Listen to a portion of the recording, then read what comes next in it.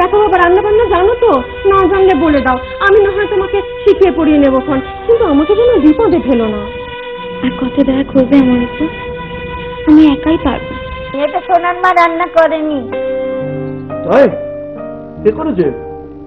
তোর বউ একটা নতুন মেয়েকে নিয়ে এসেছে, সেই রেজে। হ্যাঁ,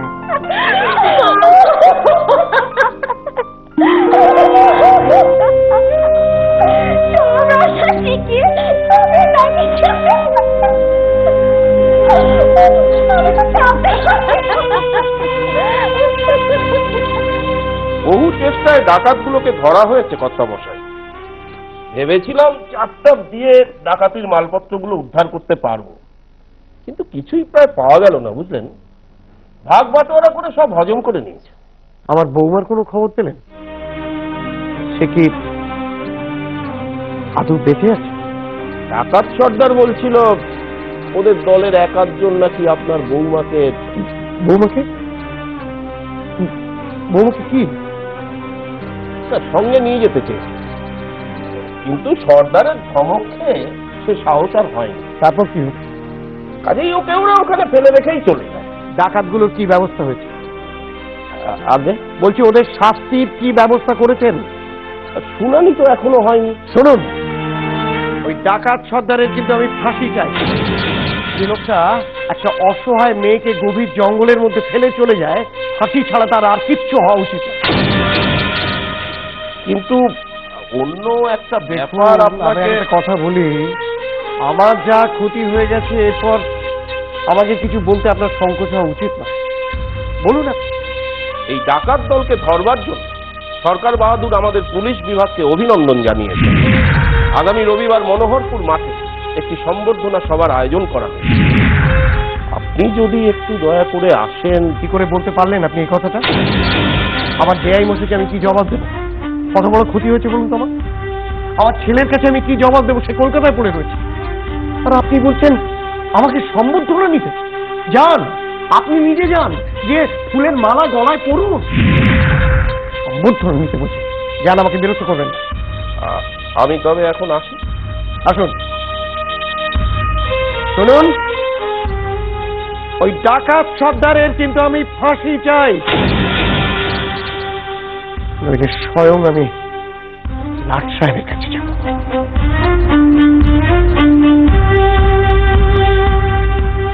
তুমি এটা ওখানে রাখো আর ধূপকাঠিটা জ্বালিয়ে দাও। কাকা, কিছু বলবে নাকি মা?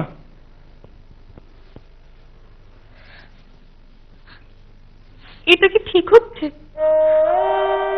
আপনি আমাকে আর দিদিকে ছোট থেকে দেখেছেন, নিজে হাতে দিদিকে পালকিতে তুলে দিয়েছেন, তারপরে এসব করতে আপনার একটু কষ্ট হচ্ছে না? হচ্ছে, খুবই কষ্ট হচ্ছে, কিন্তু আমি কি করব বলো? আমার হাতে তো কিছু নেই। আমি কর্তাবাবুর হুকুমের দাস মাত্র। আর তুমি তো তোমার বাবার জেদকে জানো মা। তিনি একবার যেটা ঠিক করেন, কেউ সেখান থেকে তাকে নড়াতে পারে না। কিন্তু আমার মন বলছে আমার দিদি মরেনি, ও বেঁচে আছে। আপনার অন্যায় করছেন, অন্যায় করছেন। আমি তোমার মনের অবস্থাটা বুঝতে পারছি মা, কিন্তু ইন্দিরা বেঁচে থাকতে পারে না। ডাকাতেরা জঙ্গলের মাঝখানে তাকে একলা ফেলে চলে গিয়েছিল। সে যদি বেঁচে থাকতো আমরা কোনো খবর পেতাম না। তোমার বাবা তোমার বিয়ের জন্য তোড়জোড় করছেন, তার আগে মা ইন্দুর আত্মার শান্তি কামনা এইটুকু তো আমাদের করতেই হবে মা। আমি কেন কাউকে কিছু বোঝাতে পারছি না? আচ্ছা বেশ, তুমি কি বোঝাতে চাও বলো বলো। আচ্ছা, আপনারা দিদির শ্রাদ্ধ করতে চান করুন, কিন্তু তারপর যদি দিদি ফিরে আসে তখন কি করবেন? প্রায়শ্চিত্ত। একটা মেয়েকে বিয়ে দেওয়া, তার বেঁচে থাকা, তার মরে যাওয়া, সবই আপনাদের ইচ্ছের উপর নির্ভর করে, তাই না? দেখো মা, শোনো, আমি আপনাকে একটা কথা বলে দিচ্ছি, দিদিকে নিয়ে আপনাদের যা ইচ্ছে তাই করুন, কিন্তু বাবাকে একটা কথা খুব ভালো করে জানিয়ে দেবেন, আমার বিয়ে নিয়ে যেন আমাকে জোর না করে। আর যদি জোর করে আমি কিন্তু অন্য ব্যবস্থা নেব। কি বলছো কি তোমার? আমি ঠিকই বলছি।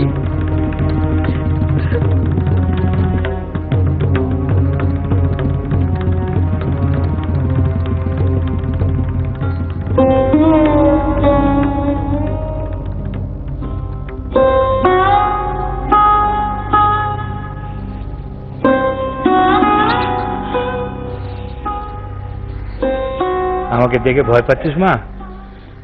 না বাবা, আমি হঠাৎ। খুব ভালো রান্নার হাত তোর, খুব ভালো। খেয়ে আজ কতকাল পরে আমার নিজের মার কথা মনে পড়ে গেল। ঠিক তোরই মতন রন্ধনপটিও ছিলেন তিনি। বেঁচে থাক মা, সুখে থাক। বাবা, আমি যে শুনবো, একদিন তোর সব কথা শুনবো আমি।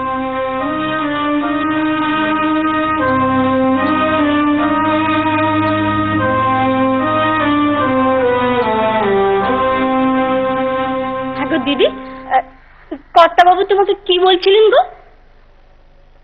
তা জেনে তুমি কি করবে? কর্তা মাকে গিয়ে সাতকাহন করে বলবে তো? আমি যেন সাতকাহন করে বলতে যাব? উনি বললেন আমার রূপের গুণী নাকি আমার রান্না এত ভালো হয়েছে। উনি এ কথা বললেন তোমায়? তুমি তো এ কথাই শুনতে চাইছিলে। উনি যা বললেন তা আমার মনের মধ্যেই রইল।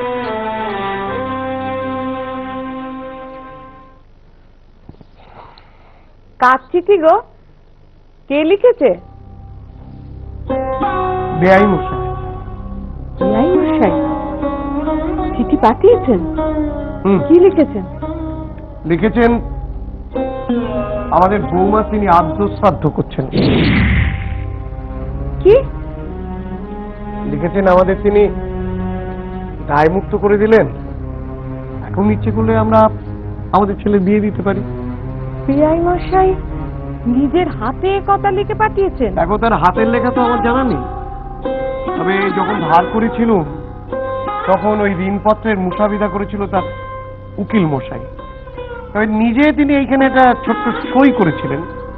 এই সইটা দেখে আমি বুঝতে পারছি এই চিঠি তারই লেখা। মেয়ের শোকে বেআই মশাইয়ের মাথাটা একেবারে খারাপ হয়ে গেছে। না না না, মেয়ের সঙ্গে মাথা খারাপ হওয়ার ব্যাপার এটা নয়। তোমার মনে আছে আমরা চিঠি লিখেছিলাম যে মেয়েকে যদি না পাঠান তাহলে আমরা ছেলের আবার বিয়ে দিতে পারি? এটা সেই রাগের। আশ্চর্য, এরকম একটা অহংকার মানুষ আমি আমার জীবনে কখনো দেখিনি। তুমি এক কাজ করো, তুমি হুসেনকে একটা চিঠিতে সব লিখে দাও। তার বাবা যখন নিজের মেয়ে শ্রাদ্ধ করতে চায় তখন আমাদের রূপেনি বা কেন ব্রহ্মচারী হয়ে থাকবে? আমাদের ওপর তার কোনো কর্তব্য নাই থাকতে পারে, কিন্তু বংশ রক্ষার দায়িত্ব সে অস্বীকার করতে পারে কি? দেখো, তুমি বলছো আমি চিঠি লিখে দিতে পারি, তো আমি বললেই তো কিছু হচ্ছে না। দেখো, বংশ মর্যাদা বলো, টাকা পয়সা বলো, রূপ গুণ বলো, শয়ে শয়ে পাত্রী তার জন্য অপেক্ষা করছে, কিন্তু সে মানলে তবে না।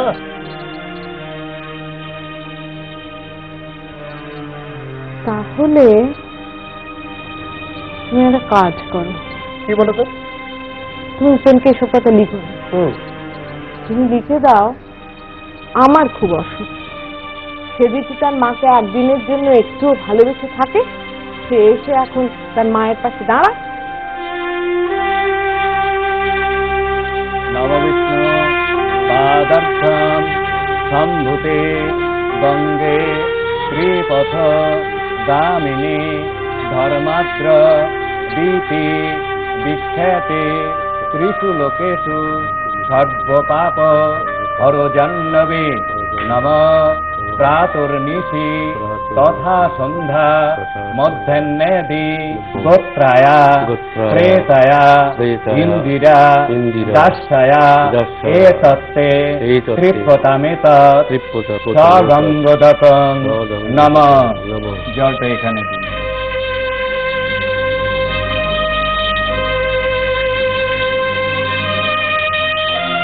এবার হাত জোর ওইখানে রাখো, দেখে হাত জোর করে নমঃ আক্ষন্নামে মদন্ত নরহ গোত্রায়া প্রেতায়া ইন্দিরা দাস্যায়া অক্ষয় ষট্কামা।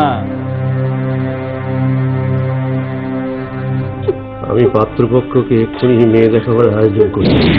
এত তাড়াতাড়ি 1 বছর না হলে আমরা বিয়ে দেবো কি করে? 1 বছর পরেই হবে, কিন্তু স্থির করে রাখতে তো কোনো বাধা নেই, নইলে ওর মাথার মধ্যে সমস্ত চিন্তা ঘুরপাক খাবে। আমি চাই না পাত্রপক্ষের বদলে ভূত ছাড়াবার ওঝা এসে বাড়িতে পা দিক।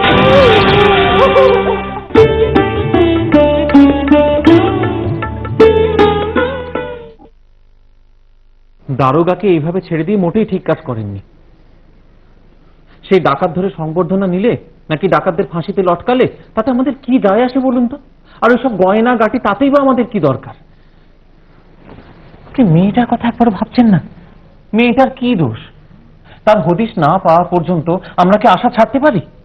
দেখো, তোমার শ্বশুর মশাই যে এদিকে বৌমার শ্রাদ্ধের ব্যবস্থা করেছেন বাবা। শ্রাদ্ধ করেছেন?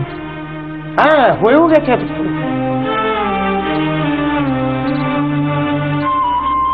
শ্বশুর মশাই কি বুঝতে পেরেছেন যে ইন্দিরার বেঁচে নেই? শুধু তাই নয়, উনি লিখে পাঠিয়েছেন যে তোমার আবার বিয়ের ব্যাপারে ওদের দিক থেকে কোনো বাধা নেই। তুই কেন রাজি হচ্ছিস না বাবা? আমাদের বংশ তো রক্ষা করতে হবে, আমাদের তো আর 5টা ছেলে নেই। আমি তোমাদের কথা না কিছু বুঝতে পারছি না। আমাকে একটু সময় দাও, সময় দাও আমাকে। মামলা মোকদ্দমা আমি বড় ফেঁসে আছি মা। কলকাতায় গিয়ে আবার উকিলের বাড়ি দৌড়তে হবে, একবার অমৃতসর যেতে হবে। ওখানকার ব্যবসাপত্র আমি গুটিয়ে ফেলছি সব। আমার আর কিছু ভালো লাগছে না, কিচ্ছু।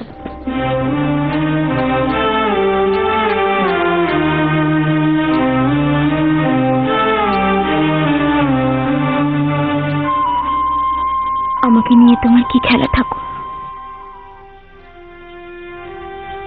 কত আশায় বুক বেঁধেছিলাম স্বামীর ঘর করব, শ্বশুরবাড়ির সবাইকে নিয়ে সুখের সংসার করব, তার সুখে গর্বিনী হব। এ কষ্ট আমি আর সইতে পারছি না। তাকে একটি বার চোখের দেখা দেখতে চাই, তার কাছে আমাকে পৌঁছে দাও ঠাকুর। আমার সে ছাড়া আর আপন কেউ নেই। আমাকে পথ দেখাও, আমাকে পথ দেখাও।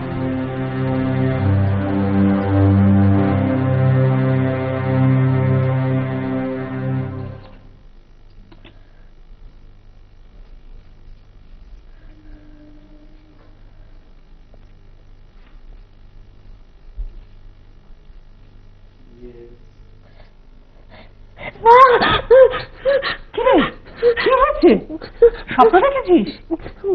মা, তুমি তুমি ডাকিনী যোগিনীদের কথা জানো? সে আবার কি? এইসব ভাবছিস কেন?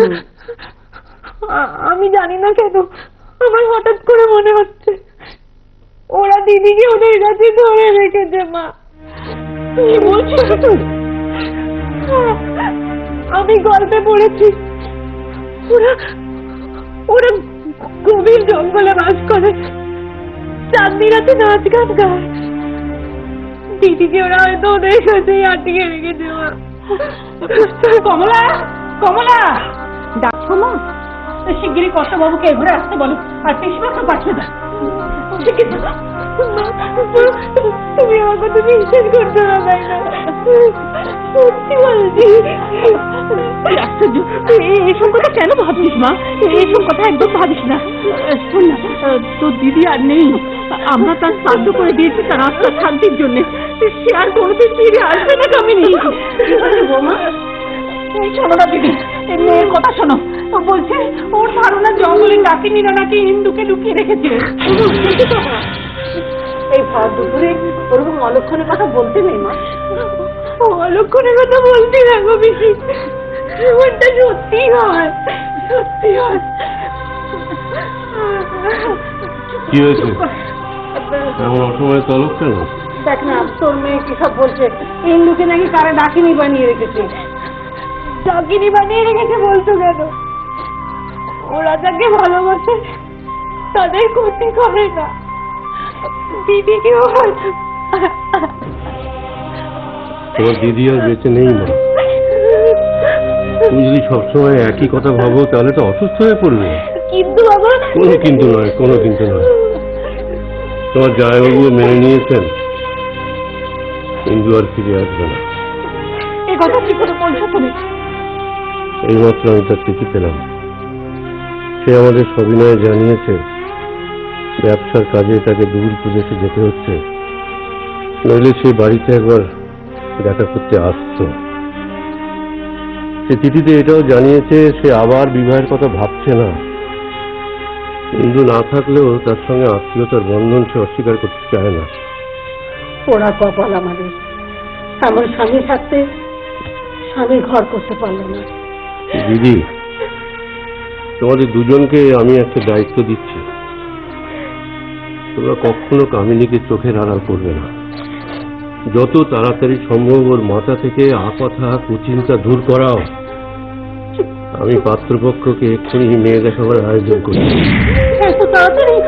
1 বছর না হলে আমরা বিয়ে দেবো কি করে? 1 বছর পরেই হবে, কিন্তু স্থির করে রাখতে তো কোনো বাধা নেই, নইলে ওর মাথার মধ্যে সমস্ত চিন্তা ঘুরপাক খাবেই। আমি চাই না পাত্রপক্ষের বদলে ভূত ছাড়াবার ওঝা এসে বাড়িতে পা দিক।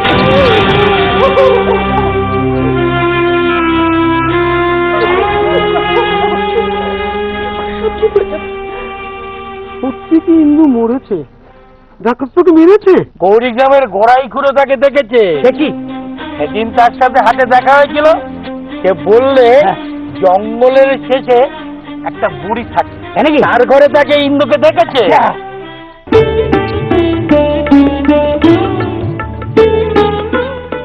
সত্যি বলছি ভাইয়া, ব্রাহ্মণ হয়ে জন্মানোর যে কি পাপ তা আমি হাড়ে হাড়ে টের পাচ্ছি। কোন সোনার টুকরো মেয়ে, তার শ্রাদ্ধ যে এখন খেতে হবে জীবনেও কল্পনা করিনি। কি করবে খুড়ো, সবই অদৃষ্ট। এলে কর্তাবাবু ঠিকই বলেছেন, সমাজ বলে একটা জিনিস আছে, তাকে কর্তাবাবুকে একদিন না একদিন জবাবদিহি করতেই হবে।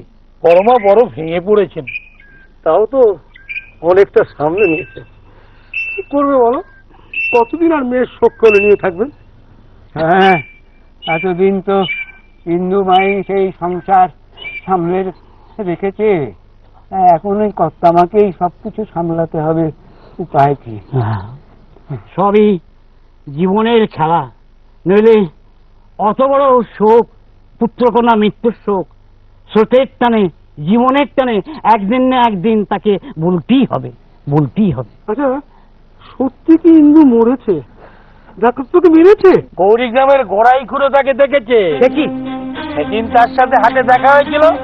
সে বললে জঙ্গলের শেষে একটা বুড়ি থাকে, তার ঘরে তাকে ইন্দুকে দেখেছে। একদম বাজে বলবি, তোকে শ্রাদ্ধে খাওয়ানো হয়নি তো, এই তুই সব গুজব রাখছিস। যা যা যা যা। ঠিক আছে, এটা সত্যি হলো তখন দেখবি। আমি চললো,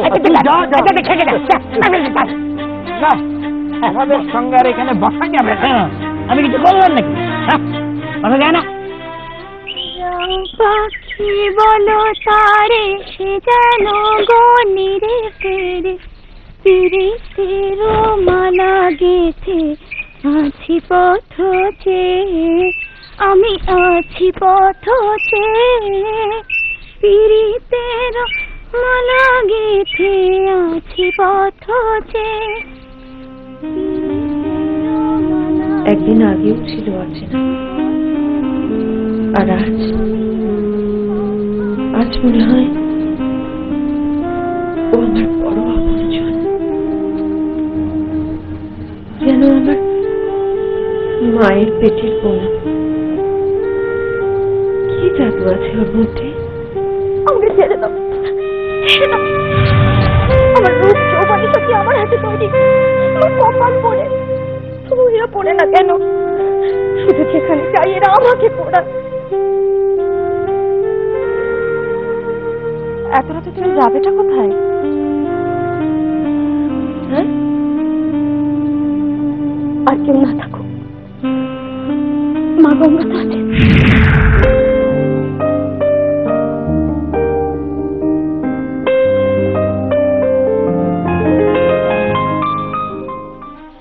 মনে হচ্ছে এর মধ্যে কোনো মতলব আছে। হিন্দু মা বেঁচে আছে এটা বলে কর্তাবাবুর থেকে টাকা আদায়ের মতলব। হ্যাঁ, অমন রূপ যৌবন নিয়ে মেয়েটা কেমন উদাসীন হয়ে ঘুরে বেড়ায়, আমার বড্ড খারাপ লাগে। হ্যাঁ গো বিয়ান, এই শাঁখা সিঁদুর সব সাজানো নয় তো?